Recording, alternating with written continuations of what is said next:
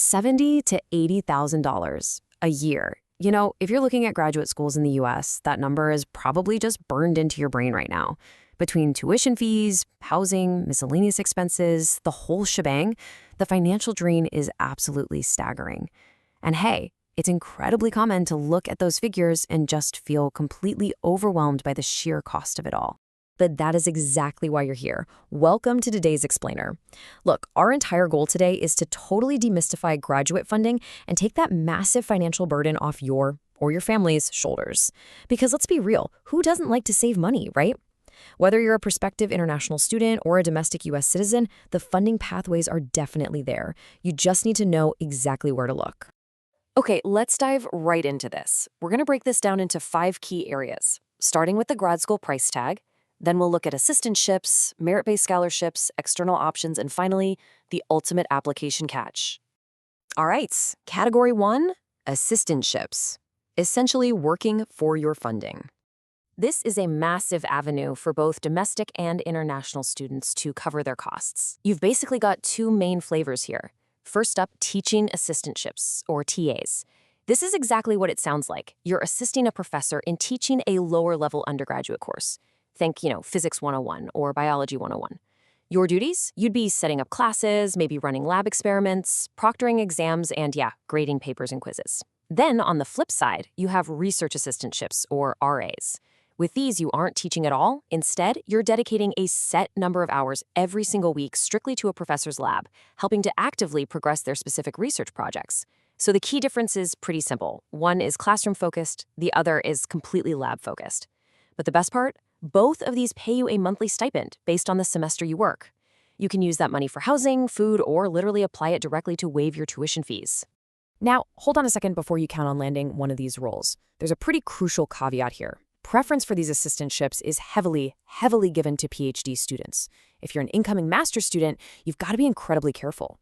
Only a select few master's programs actually make their students eligible for these roles, and the criteria, it varies wildly from college to college. So you absolutely must verify that the specific master's program you're applying to fits the criteria for assistantships before you bank your entire budget on this type of funding. Moving right along to Category 2, merit-based funding. Let's talk about the master's versus PhD divide. For master's students, merit-based scholarships are, they're not usually very significant. Even with an absolutely stellar profile, an international or domestic master's student might only secure, say, $5,000 to $10,000 a year. Let's put that into perspective against that staggering $70,000 tuition bill we talked about earlier. It makes a dent, for sure, but it's definitely not a full ride. NYU, for example, is actually known for being somewhat generous here, handing out merit scholarships averaging around $7,500 a semester for a good profile. It's helpful, no doubt, but you're still paying a huge chunk out of pocket. However, there is a really nice silver lining for master's applicants looking for this merit bump.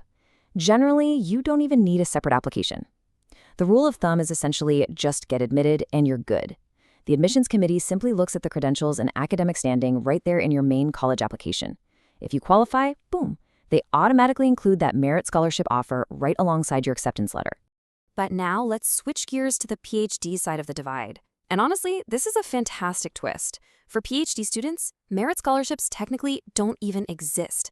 Why? Because, and this is a huge aha moment for a lot of applicants, the entire tuition fee for basically all PhD students in the US is completely waived. No way, right? It's true. Whether you're a US citizen or an international student, you generally do not pay tuition for a PhD. Instead, you're expected to pay for it by taking on those teaching and research assistantships we just covered. Now, what's really fascinating here is the stark contrast in the actual pocket money you get. If you snag an assistantship as a master's student, your stipend might range between $1,500 and $3,000 a month. That depends heavily on whether your college is in a super expensive city like New York or Boston versus a more affordable area. But for PhDs, wow.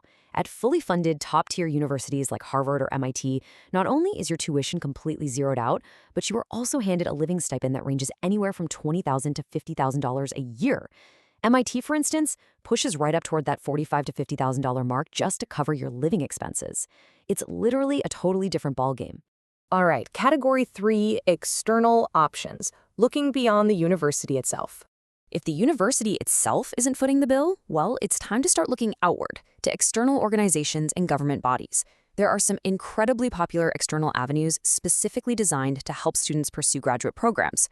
Two massive examples you've probably heard of are the Fulbright program and the Aga Khan Scholarship. But hey, don't just limit your thinking to foundations. Look at the corporate world. Many companies actively support their employees in getting a master's degree or even a part-time PhD by completely sponsoring their education. If you're already in the workforce, your employer might literally be sitting on a budget specifically earmarked to pay for your degree. And if you're still looking for ways to aggressively slash your master's costs, there's a highly strategic geographical hack you absolutely need to know about. Target colleges located in specific states like California, New York, or Texas. Why? Because in certain cases, after living in these states for a set amount of time, international and out-of-state students can actually become eligible for in-state tuition. That means you end up paying the exact same steeply discounted tuition fee as a local resident. It's an absolutely fantastic way to cut your bill in half just by picking the right location. Which brings us to the final piece of the puzzle, the ultimate catch, the reality of the application. So the absolutely crucial point here is this: you cannot skip to the money. Step 1 is getting accepted. Step 2 is getting the scholarship. None of this free money matters. Not the assistantships, not the merit bumps, not those crazy fully funded Ivy League stipends, if your initial application isn't incredibly strong. Getting the scholarship is always step 2. This is exactly why specialized tools and dashboards, like the Ivy League 101 course from our Sourcer data, exist in the first place. They're designed to help you meticulously organize your shortlist, build totally flawless applications, and actually conquer step 1.